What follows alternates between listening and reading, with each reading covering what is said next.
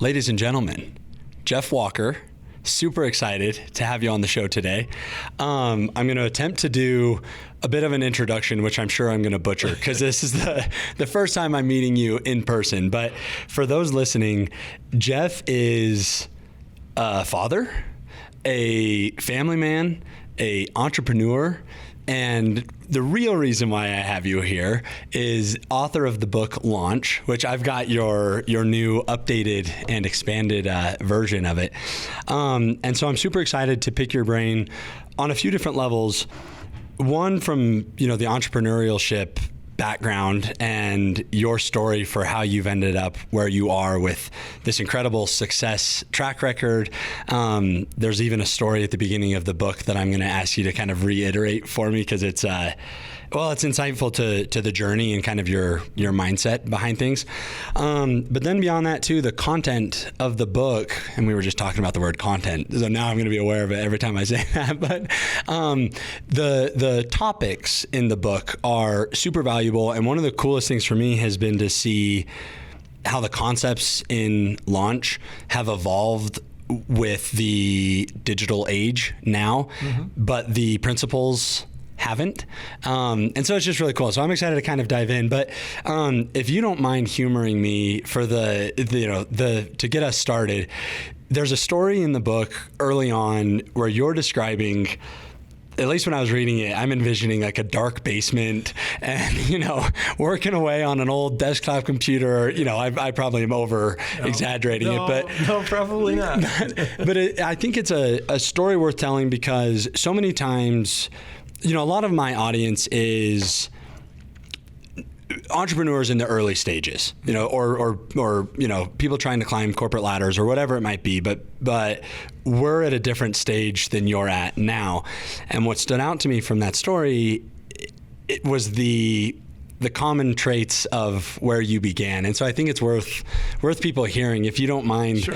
Humoring me and sharing the, kind of that intro story to the importance of that click. Yeah. So in, this is the mid 90s, in 1996. And at that point I was a stay-at-home dad. I had been a corporate failure. I'd gotten a corporate job, a couple corporate jobs, and I didn't do well there. Square peg, round hole type of thing. And when my wife was pregnant with our first child, when my son was about a year old, is when my wife finished grad school. She was going to grad school. We were in Boulder. And at that point, she landed a job, and I was like about to get fired at my corporate job. So I'm like, I'll just stay home and take care of Dan. And that's what I did. And a couple of years later, we had a second child. So now I'm home taking care of two small kids. Now, that's fairly normal now, but in the mid-90s, it was really weird to be a stay-at-home dad. It was just really crazy. And we were scraping by. My wife had a good job, but it was a one-income family. And I came up with this idea of publishing an online newsletter. And I didn't know what would happen, but I just thought if I started to gather subscribers to my email newsletter, then something good might happen. And I had studied the stock market, had a lot of knowledge about the stock market. I had no credentials. I wasn't a stockbroker. I used to do operations management. That was my career. So it wasn't a stockbroker, wasn't a registered investment advisor, wasn't a certified financial planner. There was no letters after my name. I had zero credentials. And I was down in the basement, and it was dark in that basement. Like we had these little tiny windows that were that big, and I was on like this old 386 computer, back in whatever Windows it was back then. And dial-up internet. 100%. That's all there was. Yeah. It was like, you didn't say dial-up internet, you just said internet. Yeah. Everyone had dial-up internet. But don't answer the phone. Right, exactly. And so I started publishing this newsletter, and I published it twice a month. And the first newsletter went out to, I like to say 19 email addresses. One of those email addresses was my second email address. One of them was my wife's email address, but it felt better to say I had 19 subscribers rather than 17. You're looking for little victories. I had nothing going at that point. Anyone in the world looking at me would have said, outside he's got a couple of great kids, he's got a great wife, but the dude's basically a loser. He's in his mid-30s now.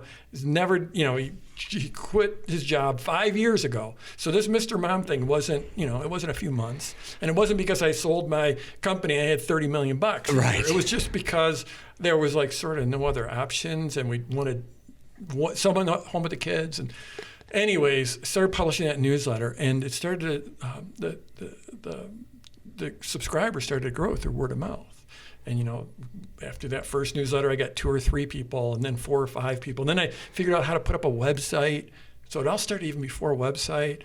I couldn't afford a domain name. Back then, they were more expensive than they are now.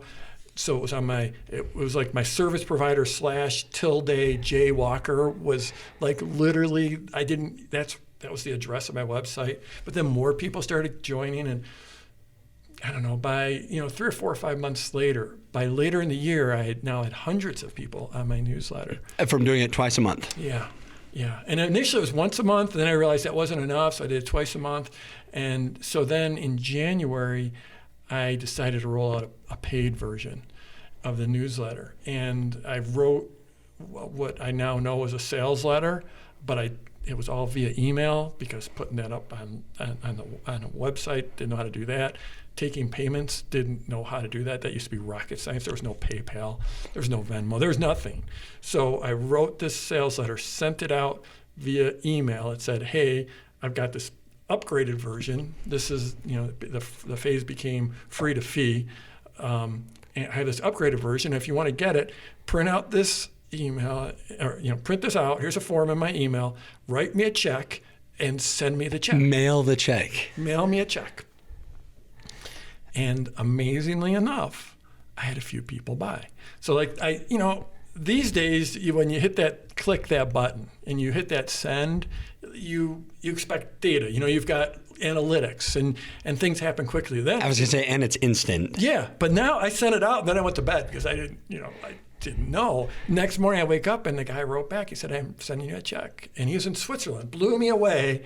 I'm just like, I'm in the Denver area. I'm just like down in my basement. And the thought that someone in Switzerland is going to send me a check just blew my brain. So in total, in the next week, I made $1,650 in sales. And everyone's got a different frame of reference on money. But for me, that was like, if I could have done a backflip, I would have. I mean, it was just mind blowing. Yeah. As I went into starting this up, my goal, and it was actually my wife came home, Mary, and she's like, hey, one day she came home from work, and under so much pressure, sole breadwinner for the family, getting up and driving in the winter, driving in the dark, coming home in the dark, just wanted to be around her kids, and she's like, could you just somehow make an extra, if you could make $10,000, it would take so much in a year.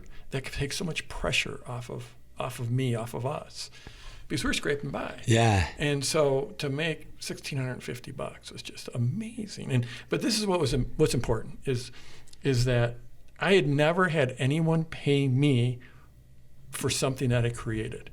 I had never made any money outside of a paycheck in my life. So when that first order came in, I was like, this is a whole new ballgame. I was just going to say, did that, it change your perspective on the world? It changed everything. Opportunities? It changed everything. Because I had this thought, I haven't had that many great thoughts, but I've had a few of them. There's a few. One of them was start building that email list, which I started, in August of 1996, focused on that, just exclusively. And the second one was like, if I did this once, I can do it again and again and again. And I might even get better at it. And, that was almost 30 years ago, right? There's a lot that's happened, but I've had some success since then. I've had, I figured a few things out. And now I've got a business. I've got a team. So all the money doesn't go right into my pocket, but I've had many days in my life where I've sold over $1 million of products in one launch, in one day even. And by far, you can take $1 million day, the most important launch was $1,650. The first. Because it proved to me that I could create value in the world and get paid for that value. And that's what entrepreneurs do. It's that simple. I mean, because you're in this, you're in it. Yeah. Right? You're in it. And it's just once you sort of, everyone has to suspend their disbelief early on. And which is it just rolls off my tongue, right? Suspend your disbelief. It's easy to say, it's hard to do. But, back then I didn't know any better. I had no expectations, and I was desperate. And when that first sale came, I was like, oh, the game has just changed. Everything. People pay me. The guy's sending me a check from Switzerland. What I think is interesting about it, too, remind me to come back to suspending disbelief. But, there's this idea of like the overnight success that took, fill in the blank, how many years to accomplish. Right. I think it's interesting that you 30 years ago had the foresight to have the consistency still of the newsletter. Did you know early on that someday that would be monetized? Like, or did it turn into kind of an epiphany for you of like, or was it desperation even? Like, what was the trigger point of, because at some point you were sending out the newsletter with no, to 17 people with no intention of a launch. Yeah. Walk me through the evolution of that, and where did the light bulb go off where you thought maybe this is worth something? Yeah. Well, first of all, a lot of the stuff, the way I'll say it now, it'll sound like I had a lot of foresight. A lot of it was just luck, and just being in the right place and just evolving. So if it, sometimes it sounds like I really had this master. No, it's just making it up as I went. But to tell you the truth, Ben, when Mary came home and said, can you help support the family in some way? And that's a hard thing. You're 35 years old, you got 2 young kids, and that's a hard thing to hear. I mean, I'm blessed that she came back and said that to me. Yeah. But, and it's been an amazing journey, and she's a huge part of that journey, and she's in my business in a major way now, and has been for almost 30 years. I'll tell you what, though. So, at that point, I had this idea of possibly selling information online. Seemed like it was gonna happen. At that point, I was into the stock market, so I was studying the stock market. One of the ways I studied the stock market was I went and I was reading the Wall Street Journal on microfiche, if anyone remembers that, in the library from 100 years ago. So the Wall Street Journal started around 1898 or something like that. So I'm reading this, I'm like, this newspaper's been around for 100 years. Clearly, there's something. Someone's making money in the publishing industry.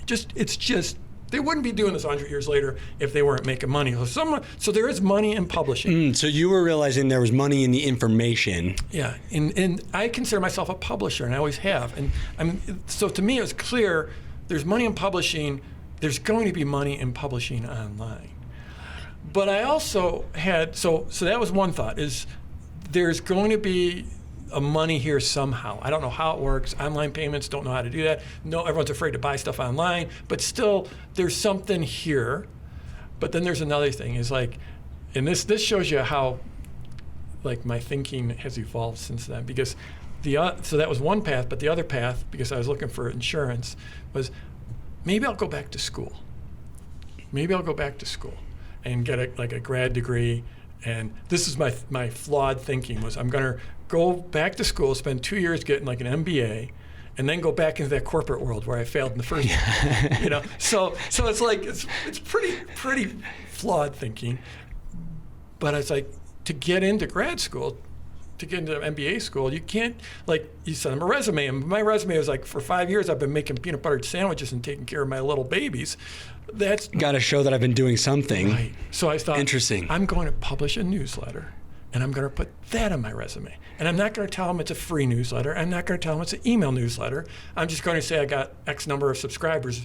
And I'm if I could get to 600 subscribers, it'll feel impressive. So I'll when I fill out, so this is summer, and by the fall, if I could put on a resume, I've got 600 subscribers to my newsletter about the stock market, then I could get it and go and get finance degree. So it was a weird little thing. And here's another little anecdote. I don't tell this story very often, but I did apply to grad school. So I got these 2 different tracks going. I'm building this. I'm thinking I might do a launch, which we didn't call it a launch then, but I might come out with a paid newsletter. And I applied to school, and I got into the school, and early January 1997 now is the first week of school, and I do my launch, and I have that $650, and then I go to my first class. And I go into the class, and it's a big, it's a graduate school, but it's still, there's like 80 kids. I'm like 35, everyone else is like 25. And I'm in there listening to the professor, and the professor's like, and I'm just like, looking around. I'm like, I don't belong here. I was going to say, I don't think that going back to school is a fit for a corporate failure, with hindsight, obviously. Yeah, no, so I'm like looking around. And in the middle of that class, I mean, I've spent 6 months on this grand plan to publish a newsletter to get into here. And I just got up and walked out in the middle of that class. Wow. And that was the end of my grad school. Yeah. Because you bet on yourself. Yeah. And that's one of the things. So I want to hear more of your thoughts on this idea of suspending disbelief. I don't want to butcher it, but there's a subtitle, I'll call it, on the book, and I could just look at it, but it's something to the extent of that you can sell anything online, or, it's that, and I know that you have a niche specifically for, certain types of businesses the launch formula works best for, but I love, because there's some concepts in the book too about how the economy has evolved, consumer behavior has evolved. There's all these complexities with the job market, and there's so many variables there. But this idea that you can sell anything online, to me, feels really inviting, really optimistic, and as if it is creating opportunities for so many people with a dream and with value to add. And that's what I love about this idea of a launch, because, and I work with hundreds of clients in hundreds of different verticals, and everybody's so passionate about the thing that they're doing, or, the business that they're building. They're experts in that industry. And shifting that perspective of that you can sell anything online to, I hope I'm not butchering that too bad, but I have almost in there. Almost, yeah, which is a good caveat. And then this idea of suspending disbelief. And then the proof of concept when you bet on yourself, and walking out of your first grad school class, which what a great story, by the way. Yeah. Tell me more about the philosophy behind the idea of suspending disbelief. Well, so this is the deal. So anyone, if you want to start a business, if you want to do anything in your life, we were just talking about skiing. If you want to go ski a double black, or if you want to go heli skiing, if you want to, any change in your life, start a business, decide you're going to learn a language, whatever it is, you are a different person on the other side of having done that. In fact, you're a different person on the other side of deciding to enroll in yourself and make that decision. And so the suspending disbelief is all about our internal belief systems, because we all have plenty of doubts, and that's what holds people back at the end of the day. So I teach people how to launch and grow their online businesses. And I've got all this, all these systems, all these trainings. I've got coaches. I've got a great big team now. It was just me, and that was me and Mary, and now there's 40 on my team, and they're all over the world. I think we're in 8 different countries, and so I coach people on how to start businesses, and I can share, I can coach, but the hardest hurdle is to get them to believe that it will work for them. Is to get them to enroll in themselves. And anyone who's doing any type of teaching or training of anything, and I've got students in every niche you could imagine, but no matter what their niche is, whether you're teaching people how to hit their tennis serve better, or do shamanic healing, or meditation, or be an amazing parent, or learn a second language, if you're teaching or training anything, the first thing you have to do is personal development for your clients. We don't say that. I don't say I'm going to do personal development for you, but I'm working on their belief systems right from the start. It's just like, I just had a ski lesson this morning, and the instructor was fantastic. And you could see that he was just working on our belief systems and our belief in our ability to make a turn, to make a beautiful turn, to be able to slip slide and do pivot turns. And, and I'm a fairly good skier, and I was in a small group, and these were very advanced skiers, but still, you could see him just working on the mindset. The mind is, I think, the most powerful thing by far. And I've said it hundreds of times that I truly believe our perceptions become our realities, and what we choose to focus on becomes magnified. So choose accordingly. I mean, I'm a huge subscriber to that idea of mind over matter, and especially in the starting a business world, if you don't believe in you, how can you expect a client to believe in you? Right. I mean, so I definitely, the weight of that resonates with me in a huge way. I'm curious, when you're first interacting with, a new entrepreneur, somebody who's trying to start a new online business, can you tell right out the gate if they believe in themselves or not? And then a follow-up question to that would be, what would be your advice to anybody listening that is struggling with what I'll call imposter syndrome, or, self-doubt? And, because we both know how incredibly difficult the entrepreneurship path is, and, being able to survive the ups and downs.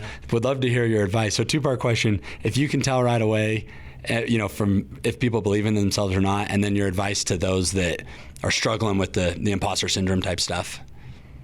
I would say, the first one, tell right away whether they believe it. I think there's a lot of tells, and it's often easy to see, but I'm also wrong at times, and so I do my best to suspend judgment.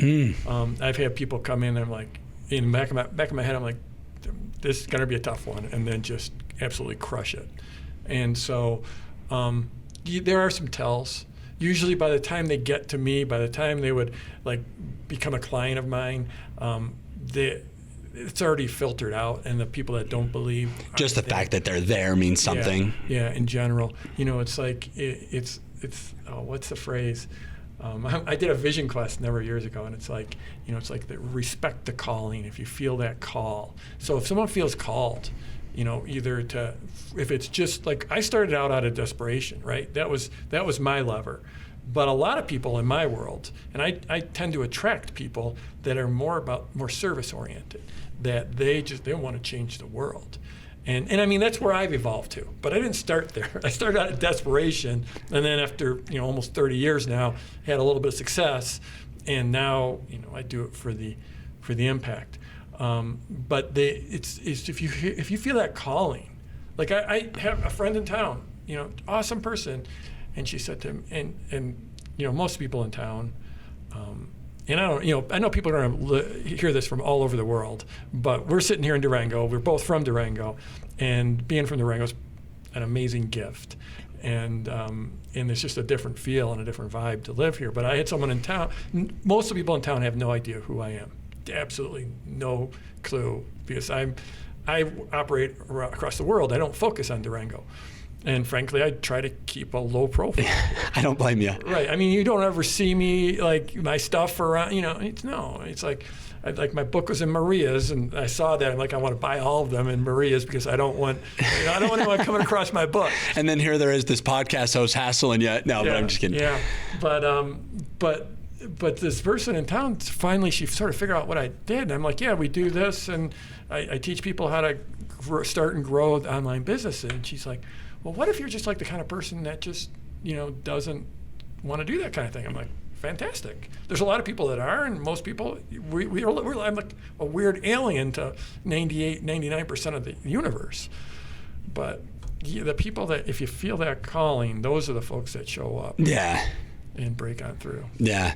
How about your advice for folks struggling with imposter syndrome or self-doubt, and, riding the highs and lows of the early stages of building a business? Well, first of all, there are highs and lows, and those highs and lows never go away, because we're creatives. That's what we do, is we create. And I think that creatives tend to have higher highs and lower lows. Yeah. It's just something I'm actively working on is, recognizing that some of that's my own doing. Right. And so you just build in strategies and it's inherent. You wouldn't be able to create at the level you're creating if you weren't that way. That's my belief. I'm not a psychologist, but I've studied psychology quite a bit. I was going to say that, and we're going to get there. Yeah, and I think it's a matter of figuring out how to manage those highs and lows. And I maybe when I get to 50 years in business, I won't have them, but I think I probably still. Yeah, I think I will. Evidence suggests that we'll continue. Exactly. So. We can talk about ways to manage the highs and lows, but I think for the imposter syndrome, 90% of the people in this game have it. For whatever reason, I don't tend to have that. What I would coach people to is first of all, especially if you're in this business, in like my world, most of my clients have some type of information, a training, a coaching, a consulting, whether it's an online course or a membership site or a coaching program or something like that. 10, 20% of my people might have a digital product or something. I mean, a physical product, but most of my people are in that selling some type of training, coaching, consulting. And the thing to remember is first of all, I have to be careful here because there's this phrase, fake it till you make it. And I'm not a big fan of that, especially there's a lot of things where, if you're helping someone with their finances or with their health. Probably shouldn't be faking it. Yeah, exactly. But the reality is that in any market, the vast majority of people are beginners.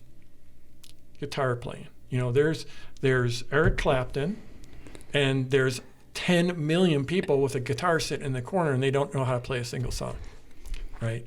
And so if you're not Eric Clapton, but you've been playing for years and you can play, you got a great repertoire of 30 songs, and maybe you've been a teacher, you know enough to teach all those beginners.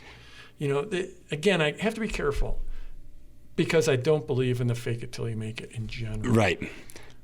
But there's a saying in the land of the blind, the one-eyed man is king. And so you just have to be a few steps further down the road than the people you're helping. Mm. And then the thing, if you're in my world, if you come into my world in any way, you will hear a refrain of baby steps, baby steps, baby steps. It's about creating those early initial successes. That's why I was I got 19 subscribers. It's not 17. And then the next newsletter, I probably had 21. It was woohoo! Yeah. It's amazing. And I just actually came across my journal from, I've been journaling forever, and journal from in 1997, 1998. And I was in my journal, I was tracking each day. I got 3 new subscribers. I got 4 new subscribers. It's I lost one, but yeah.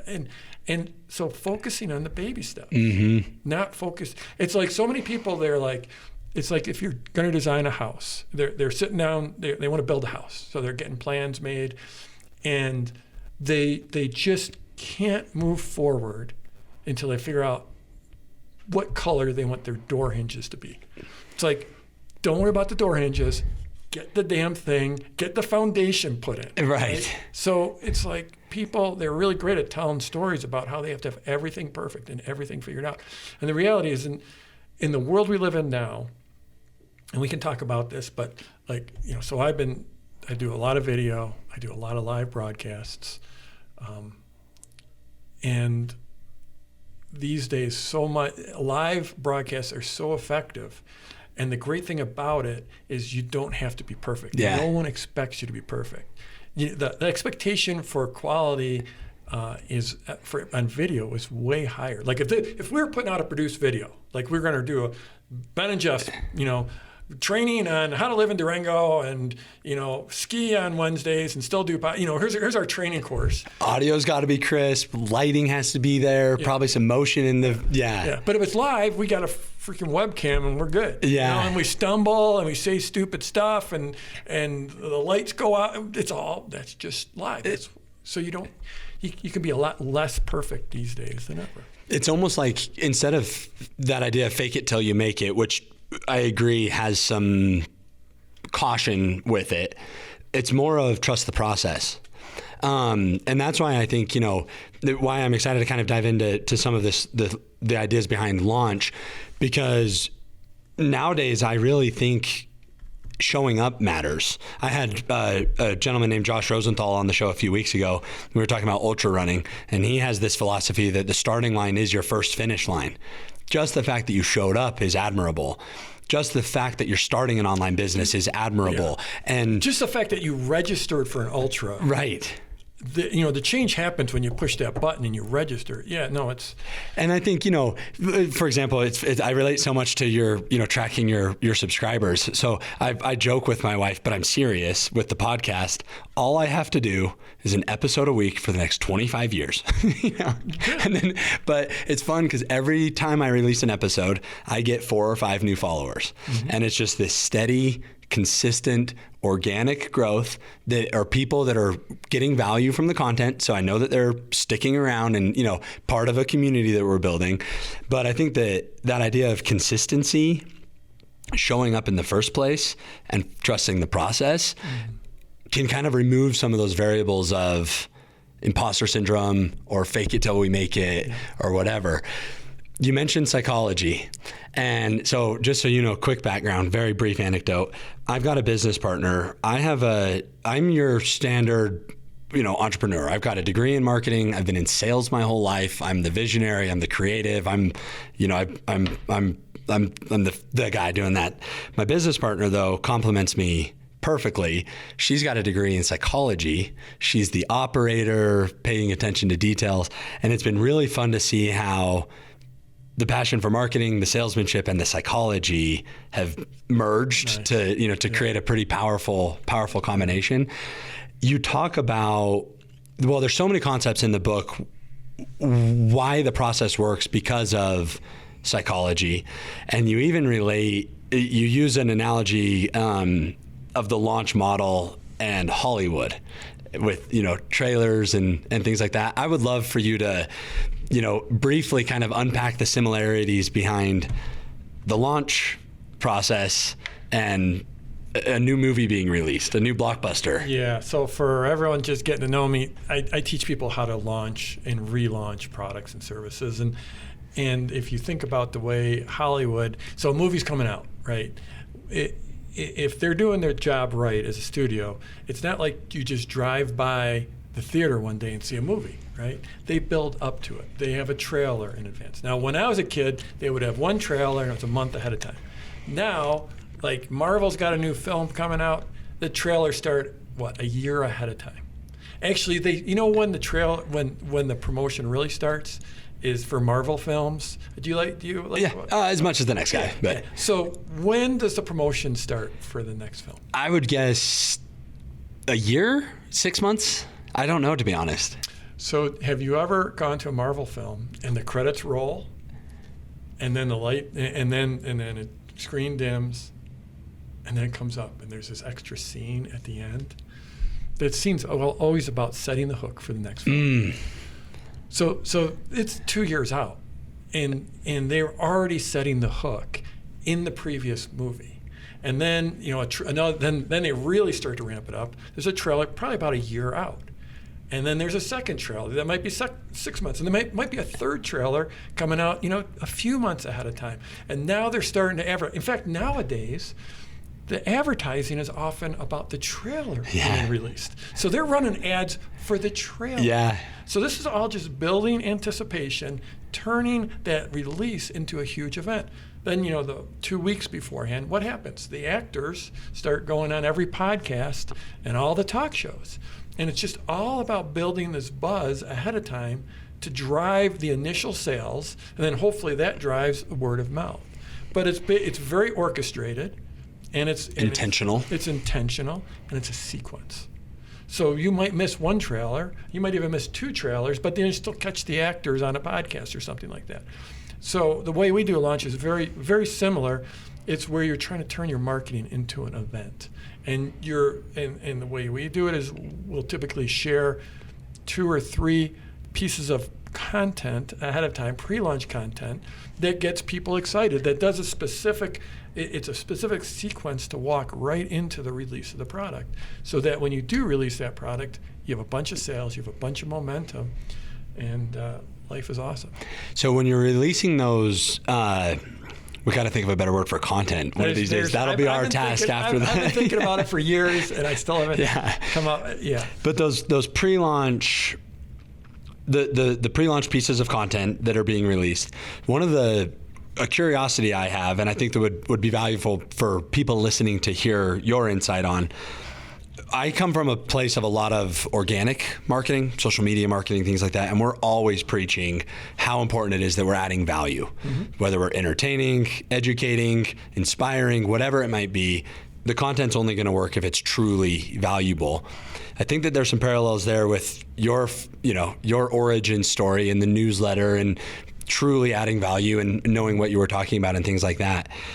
As it relates in the context of a product or service launch, help us understand some of those parameters about the types of content, teaser stuff. Is it salesy? Are we adding value? Just kind of help me understand as it relates in the confines of the launch formula. Yeah. So typically, what we'll do is we'll have 3 pieces of pre-launch content, and often there's a whole pre-launch that comes before that, but we'll leave that aside. The pre-launch phase could it could be 5 days, 7 days, 10 days, and this assumes a pre-existing audience. So you have, I'm a big fan of email. I've always have been, still am. It's still the thing that drives the sales. Social's great, and nowadays the big shift in the last 5 years is thinking of your audience, not just you've got social or you've got email, but it's all one audience. Yeah. And you're reaching the people on your email list. You're reaching them via social, and the people on social, you're trying to drive them to your email list. But in any case, 3 pieces of pre-launch content, and so the first thing you have to do is show people it's what we call the opportunity. You're showing people that there's an opportunity that their life can be better. Whatever we're selling, no matter whatever your business, whatever you're selling, you're either delivering pleasure or taking away pain. It just boils down to that. So for you, you're probably taking away pain. Like you're helping people drive business to their business. So this is a real pain. These people who've got a business, they don't have enough. They don't have enough visibility. They don't have enough clients. They don't have enough prospects. So you're taking away that pain in a big way. Maybe you're dealing with a little bit of pleasure, like if you do a video and they end up looking cool on video and they can show it to their friends, maybe. But it's mostly you're taking away their pain. But the first one is that their opportunity that life can be better. So if you're teaching someone how to be a better parent, you're showing them that they can actually be a better parent. If you're teaching how to quit smoking, that you can actually quit smoking. And so it is very much educational. In my opinion, the pre-launch is educational. It's easy to be too educational, to over-teach. And I know the people I tend to attract into my world, and I don't know if you've experienced this, but we in the business I'm in of teaching and training, there's a lot of people doing it, right? You tend to attract people that are like you. So if you're there's people that are amazing salespeople, and they tend to bring in people that are amazing sales. I'm not an amazing salesperson. I'm just sort of like a regular guy that's pretty easy to relate to. And people are like, if Jeff can do it, I can do it. Those are some of the best salesmen, by the way. Well, and I have learned how to sell over time, and I am passionate about my work. So I'm passionate about changing people's lives because they're going to change their clients' lives. But anyways, that first one is getting them to believe that they actually can change. And if it is something like quitting smoking or losing weight or being a better parent, there are often things that they've tried. Someone wants to lose weight and they're over 35 years old. They've probably tried 10 different diets. They've tried the patch, they've tried this, they've tried all these different things, and they've failed. So you have to overcome that to show them that, I know you've probably tried these other things, but there's hope. There is hope. What a powerful emotion, by the way. It is. It's incredibly powerful. It's also dangerous in marketing. I think it's the most dangerous word in marketing. It's if you depend on depend on hope You never want to use hope marketing, right? But hope if you're shipwrecked at sea, or there's a lot of places where it's super, super powerful. And so what we're talking about is the opposite of hope marketing. We're talking about engineering this. So you take people through this opportunity that I thought it was just me. I thought everyone else could learn a second language. I've tried it, but I could never do it. But you're giving them that hope. Then the second piece, you're moving more into like we call it transformation, and you're getting them to envision how their life could be transformed, who they will become. Because if you quit smoking, it's not just like you've quit smoking, you've stopped spending money on cigarettes. Obviously, you improve your health, but also you're going to improve the health of everyone around you. You're going to be an example for your kids, and you're going to have an example of being someone who's taking agency over their life. And so you've made that example for your kids, and that's going to carry through their lives into your grandkids. You're going to be alive now for your grandkids. I mean, you start to explore, even if it's like, I have one amazingly successful student, and she teaches people how to knit sweaters, very nice sweaters. And you might think, okay, so opportunity is, well, you get to knit, so maybe you can relax and you get a sweater at the end.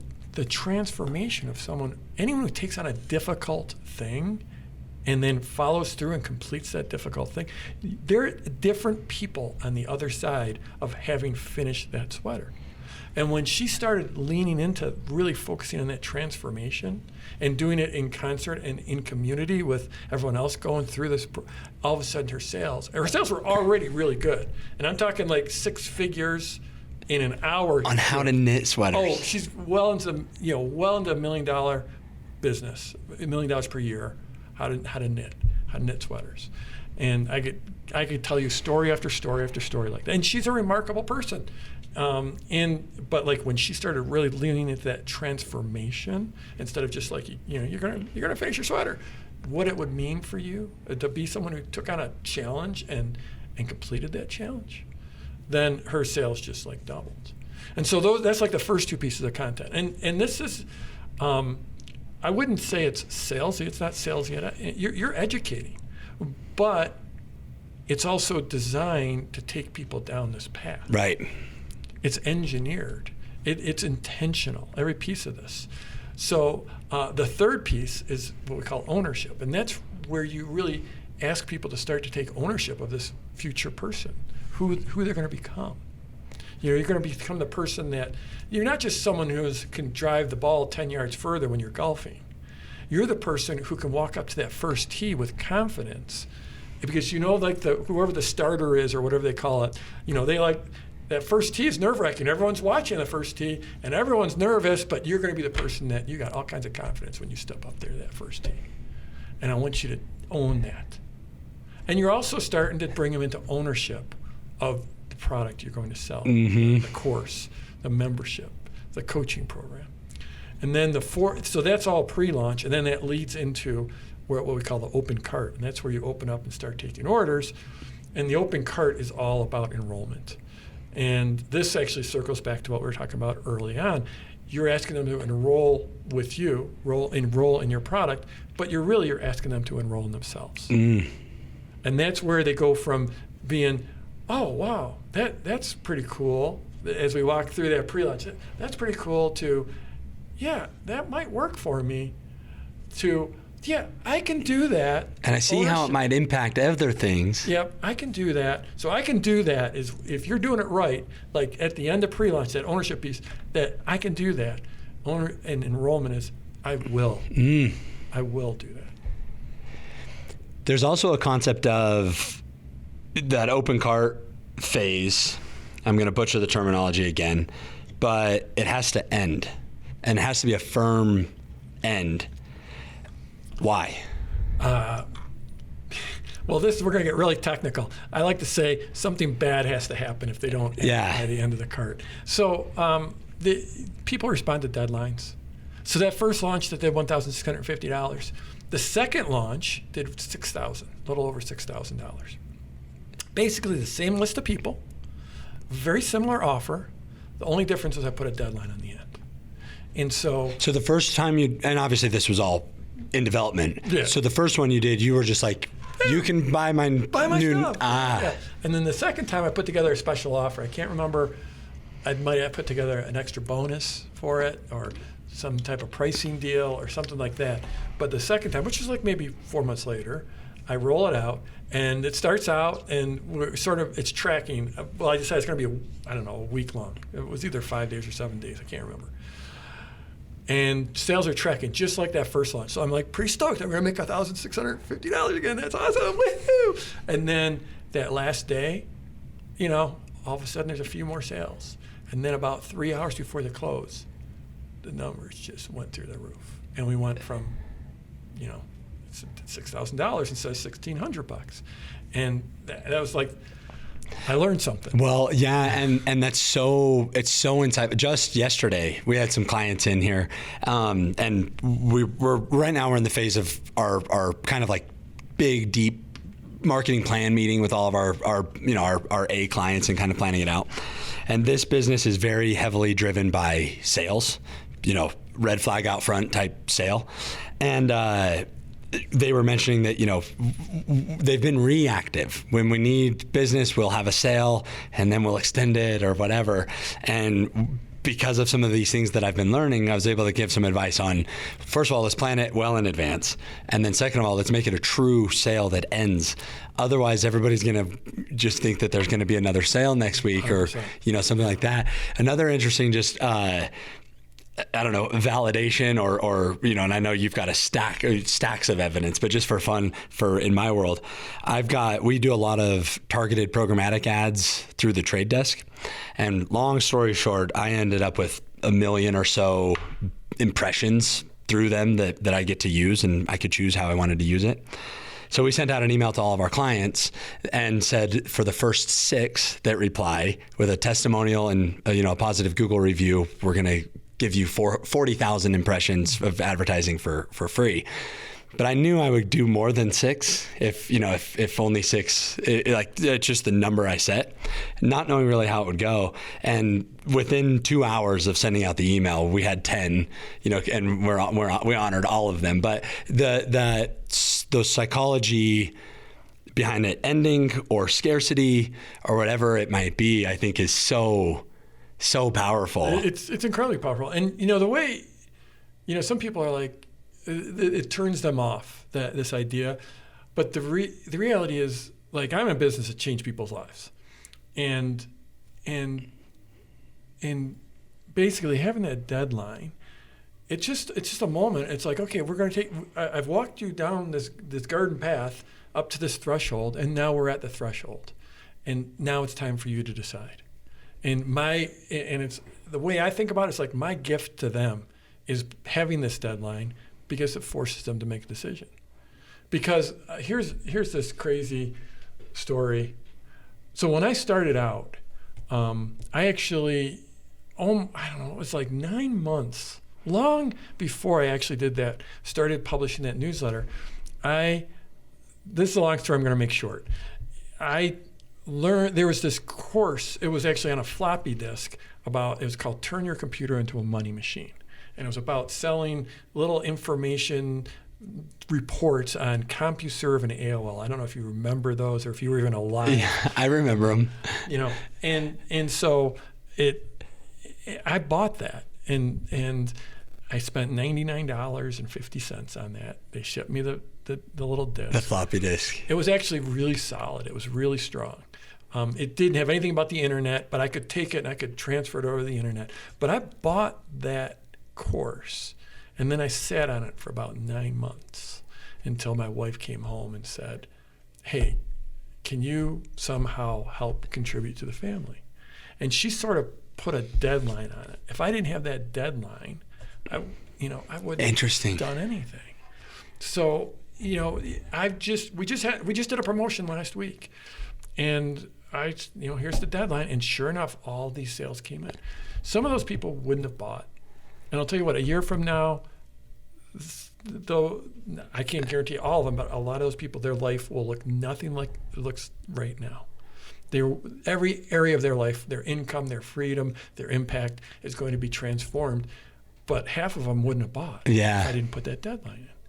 Which I think that's probably an important, clarification or caveat with all of this. You have to actually sell something of value, have to actually impact lives. And, we can't follow the launch formula, and sell snake oil, so to speak, and see repeat success. Right. Yeah. But it's like, that's not the game any of us want to play.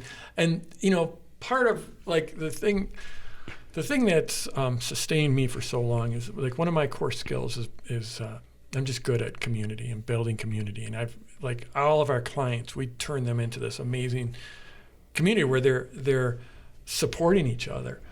And so, I know these folks really, really well. And I've some of them become dear, dear friends of mine. And we've been through a lot together over, I have this mastermind group of my highest end clients. And many of them have been in the group for 13 years. In fact, we bring them here every summer. We actually do a meeting in Durango. So and they're from everywhere in the world. Yeah. We've got people, I think we've got 6 continents represented within that group. There's like 40 people in that group. They sell in Portuguese, in Italian, in French, in Spanish, in Japanese, Canadian, Finnish, Swedish, and so they're from but they all come to Durango in the summer, and we have a meeting here. And I don't even know how I got onto that, but the reality is, if you follow sort of what I teach, you end up being very interactive in your teaching. And again, I keep on going back to teaching because that's most of my students, are online courses and membership sites and coaching programs. And if you just do it in an interactive way. So like when you're first starting out, maybe you've taught people how to meditate. Maybe you're great at that and you've taught people one-on-one how to meditate. The next step is to do it for a small group. But these days you can do a small group, and that small group could be around the world. You can do it on Zoom or YouTube Live or whatever. But if the first course, you're actually teaching live to them and you're responding to questions, it allows you to create a great course. Yeah. I spent 8 years teaching people about the stock market. Then I started teaching people about marketing after I established my chops. But just because I was good at marketing didn't mean I knew how to teach marketing. So the first time I taught it was in a live environment. It was actually on phone calls. That was before Zoom or anything, but very interactive. So now I teach, and they're like, what questions do you have? And by the questions, I'm like, oh yeah, I forgot. Probably should have put that in the, duh. It's like, yeah. So, but that's how you end up creating a great product. Yeah. Very interactive. And a community. Yep. I mean, we the same concept applies with social media marketing in general all the time. We tell clients, if you want engagement, you need to engage. Right. It has to be a two-way street, right. And that feedback stuff. So I'm curious, we're 30 years in, tremendous amount of success. Obviously the book success, the business success, all of that stuff. I'd love to hear from you. What's been, when now you get those moments when you get to kind of look back, what's the most fulfilling, what are you most proud of with the whole journey that you've been on? I'm proud of, I'm proud of a lot. I'm proud of the communities I've built, especially those mastermind groups. I have a high-end coaching program we call Launch Club. I'm super proud of Launch Club and my actually 2 masterminds. They're such amazing communities and just incredible humans of people that are doing amazing work. So I'm proud of those communities. I'm proud of what my clients have done, who they have helped. I have people that teaching about autism that have made an incredible impact.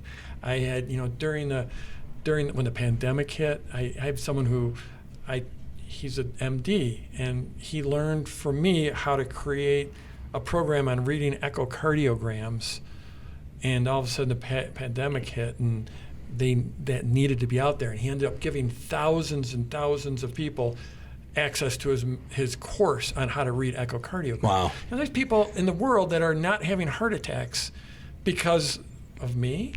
It's sort of weird, but so I'm proud of that impact, that dog training, meditation, parenting, herbalism. You can't even begin to name them all. That people's lives are being improved because of my students. So I'm super proud of that. I'm proud of my team. I've got a great team of just A players. Being a leader for my team was not natural.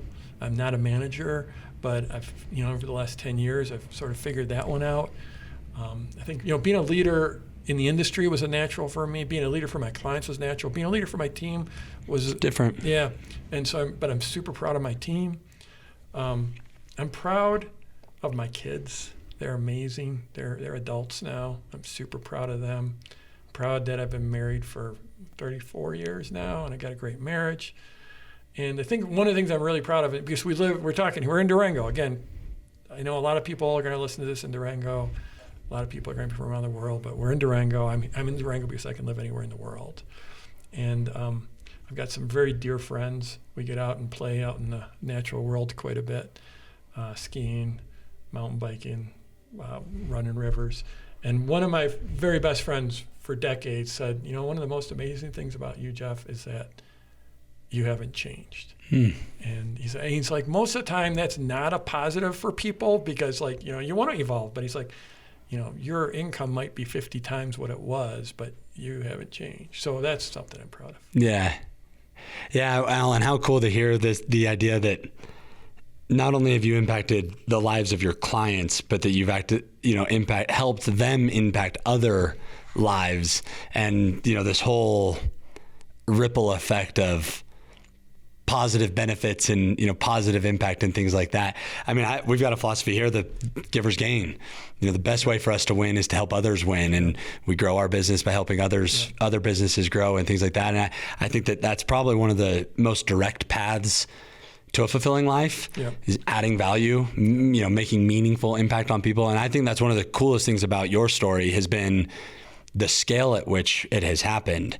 It's wild to see. And I've been reading, just like there's even some, I'll call them case studies or, some stories of success in there. And it is wild. It's so cool to see. So anybody listening, I seriously encourage you to at least check out the book or the YouTube videos, or, at least familiarize yourself with it, and then obviously see if it's a fit and dive in. But it's a really cool concept. It's something that I've intuitively understood on a broader level, but then learning the details of it and, especially the psychology behind it and things like that for me has been super, super valuable. So Jeff, I want to thank you so much for giving me a little bit of your time, because I know how valuable that time is. So I want you to know that is noticed, that's appreciated. And more so than that though, thank you for doing what you're doing. Thank you for the impacts that you're making on people. Thank you for the message that you're spreading. Thank you for being willing to, share some of 30 years worth of experience and knowledge with others and, impacting lives across the board. So I just want you to know how much I appreciate it, how awesome it is. And just thank you again for being here. You're welcome. This was a lot of fun. Awesome. I really enjoyed it.